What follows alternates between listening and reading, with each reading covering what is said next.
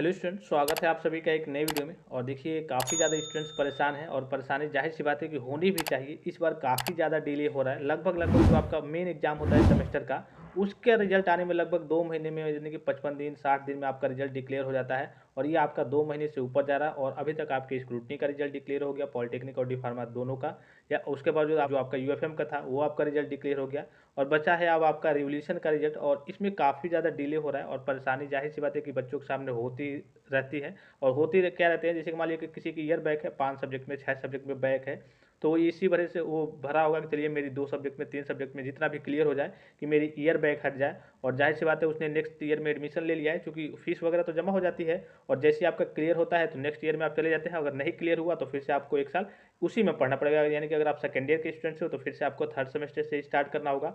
तब उसके समझ में ये नहीं आता है कि मेरा क्लियर होगा या फिर नहीं होगा, मैं आगे की पढ़ाई करूँ या फिर पीछे की ही पढ़ाई करूँ। काफ़ी सारी चीज़ें सामने कह लीजिए कि समस्याएं क्रिएट हो जाती हैं। तो कम से कम बीटीपी को इसके बारे में भी सोचना चाहिए। मान लीजिए कि सपोज कीजिए कि आपका अगर वो दिसंबर के लास्ट से या फिर जनवरी के फर्स्ट वीक से ही एग्जाम करा रहा है, तो कम से कम रीचेक का रिजल्ट थोड़ा सा पहले दे देता। अब मान लीजिए कि जो बच्चा आगे की नेक्स्ट ईयर की पढ़ाई यानी कि नेक्स्ट सेमेस्टर की पढ़ाई नहीं कर रहा है, उसकी ईयर बैक वगैरह है, तो या फिर वो सोच रहा होगा इस कन्फ्यूजन में कि हम आगे की पढ़ाई करें या फिर से कहीं मेरी बैक ना लग जाए। पता चले कि ईयर बैक उसकी लगी रह गई और वो पता चले कि वो प्रीवियस ईयर की भी पढ़ाई नहीं कर रहा है, यानी कि थर्ड सेमेस्टर की भी पढ़ाई नहीं कर रहा है, जिसमें उसको फिर से पढ़ना है। तब तो फिर से उसकी बैक वगैरह लगेगी। तो ये काफ़ी सारी समस्याएं जो स्टूडेंट्स के सामने क्रिएट होती रहती है।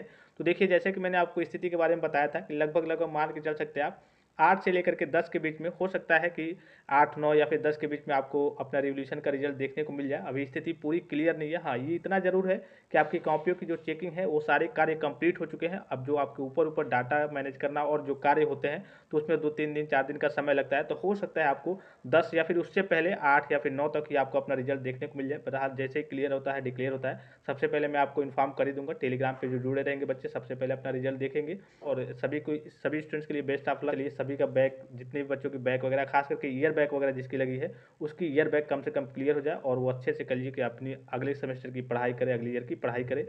और एग्जाम की स्थिति के बारे में मैंने आपको बताया ही था कि एग्जाम लगभग मान के चल सकते हैं आप कि जनवरी के फर्स्ट वीक से हो सकता है, जनवरी के सेकेंड वीक में भी जा सकता है, जनवरी के लास्ट में भी जा सकता है। ऐसा जाहिर सी बात है, आपने देखा होगा, अगर आप पहले से जुड़े होंगे तो आपने देखा होगा कैसे कैसे डेट बढ़ती रहती है। तो जहाँ तक उम्मीद यही है कि जनवरी के 8 10 या फिर हो सकता है 15 के आसपास आपको एग्जाम का डेट जाए। अभी तो जो 17 की नोटिस थी और 27 की नोटिस थी, वो तो 100% है कि उस डेट से नहीं होगा। आपका जो एग्जाम होना होगा वो होगा तो आपकी जनवरी में ही होगा। अब जनवरी के फर्स्ट वीक में होता है कि सेकेंड वीक में होता है कि थर्ड वीक में होता है, यह अभी स्थिति क्लियर नहीं है। जो पहले डेट शीट आएगी, जो पहली डेट शीट यानी कि जो पहला आपका टाइम टेबल आएगा, वो लगभग मान के चलिए कि 5 से लेकर के 10 के बीच में, यानी कि जनवरी के 5 से लेकर के 10 के बीच में ही आपकी एग्जाम की डेट रहेगी। और लगभग आना होगा जो डेट शीट, वो आपका 15 से लेकर के 20 तारीख के बीच आपका हो सकता है कि 18 या फिर 20 के बीच आपका डेट शीट जारी हो। और वो डेट शीट आपका आगे चल के अपडेट होते रहेगा एक दो बार। पहले हो सकता है जो डेट आएगी वो 8 के आसपास आएगी जनवरी में, 7 या फिर 8 से 8 आएगी जनवरी में कि हाँ आपका 7 तारीख से जनवरी में या फिर 8 तारीख से एग्जाम होगा। फिर वो अपडेट होकर हो सकता है कि 15 तक जाए। बहरहाल वो तो आगे की स्थिति है। आप अपने एग्जाम की भी तैयारी करते रहेंगे और कुछ इंपॉर्टेंट क्वेश्चंस वगैरह या फिर जो आपके प्रीवियस ईयर के बोर्ड पेपर के पीडीएफ वगैरह हो गए, वो सारी जानकारी, वो सारी चीज़ें आपको टेलीग्राम के माध्यम से मिलती रहेगी। तो रीचेक के रिजल्ट को लेकर के थोड़ा सा आपको थोड़ा सा और धैर्य बनाए रखना है। आगे की जो भी अपडेट आती रहेंगी मैं आपको इन्फॉर्म करते रहूँगा।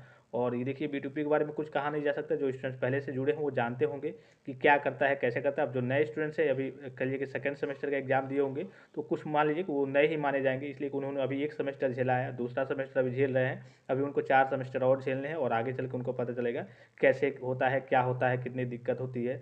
अब जिनकी बैक लगी है, चूँकि मेरा काम है आपको अपडेट करना, आपको बताना, जो असली दुख दर्द है, जो असली तकलीफ है, वो आपके दिल में ही होगा, आपके मन में ही होगा, आप ही महसूस कर पा रहे होंगे। मेरा तो काम होता है चलिए बच्चों को अपडेट दे देना। और कुछ जानकारियाँ होती है या फिर कुछ चीज़ें होती है जो बच्चे नहीं समझ पाते हैं, व्हाट्सएप पे मैसेज वगैरह करते हैं, उसका रिप्लाई दे देना, उसको बता देना, उसका समाधान कर देना। लेकिन जो असली दुख दर्द है, जो असली तकलीफ है, वो आपके मन में ही है और आपके दिल में ही है। आप ही उसे महसूस कर सकते हैं। मेरी जाहिर सी बात है कि मैं उस चीज़ को जो आप महसूस कर रहे हैं उसे तो मैं महसूस नहीं कर सकता, वो आप ही महसूस कर सकते हैं। देखिए, अपनी ओर से जो भी कोशिश की जाएगी वो की जा रही है। और जैसे ही कोई अपडेट मिलती है मैं आपको तुरंत इन्फॉर्म कर दूंगा। तो वीडियो को यहीं पे समाप्त करते हैं। आशा करता हूँ कि ये थोड़ी बहुत जानकारी आपको अच्छी लगी होगी। फिलहाल इस वीडियो में इतना ही, इजाज़त दीजिए। धन्यवाद, थैंक्स फॉर वॉचिंग। मिलते हैं नेक्स्ट वीडियो में।